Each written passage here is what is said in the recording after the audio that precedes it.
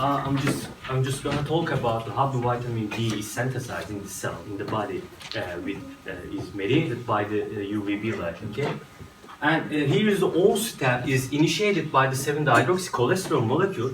Is can be driven in two ways. The first way is a kind of negative feedback mechanism, and I will talk about it a bit later. And the main mechanism is 7-dihydroxycholesterol. Arkadaşlar dinleyelim. In the main mechanism, 7-dihydroxycholesterol is turned into the provitamin D3 with mediated by UVB light.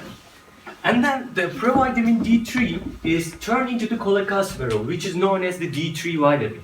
Is a kind of isomerization process, is mediated by the heat of the body. Okay, all this process is taking place in the layers of the skin called stratum spinosum and stratum basal layers. And here is the negative feedback mechanism with the 7-dihydroxycholesterol. And just the 50% of the 7-dihydroxycholesterol can be converted to provitamin D3, but the other remain part is can convert to the other some biologically inactive molecules. So there cannot be seen any poison of vitamin D in the body because of the about the 85% of the 7-dihydroxycholesterol turn into the some inactive molecule with the extra UVB light here. Okay, we get the cholecalciferol and other source of vitamin D, but all are inactive form. So we need to activate them, the all vitamin D form. To do this, the vitamin form of D3 and other forms is carried by some binding protein, vitamin D binding protein, to the liver.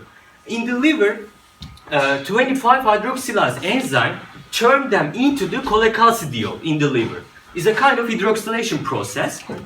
And then the other transporter protein which is known as the alpha globulin, carries calcidiol into the kidneys.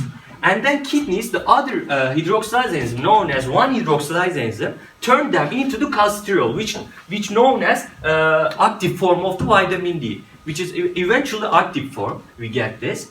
And then after they get this, the vitamin D must be used in the cell. You know, the calcitriol, which is active form, as I said, bind the VDR. VDR is a kind of receptor of the vitamin D. So their combination can go some destination, some targets. Okay, let's see these targets. Okay, for example, in the kidney, the combination of these calcitriol and their receptor, binding receptor, affect the kidney. For example, increase the calcium retention in the kidney. In the bones, increase calcium and phosphorus releasing is a kind of a little bit tricky, but we will see it's not like that in the end of this page. And the intestine increase absorption of calcium and phosphorus as well. And then, so what will we do in the result? As a result, the level of calcium and phosphorus increase in the blood, right? So all these increased level of calcium and phosphorus goes into some process called mineralization. This process make the bones make more rigid. Okay, I will continue with.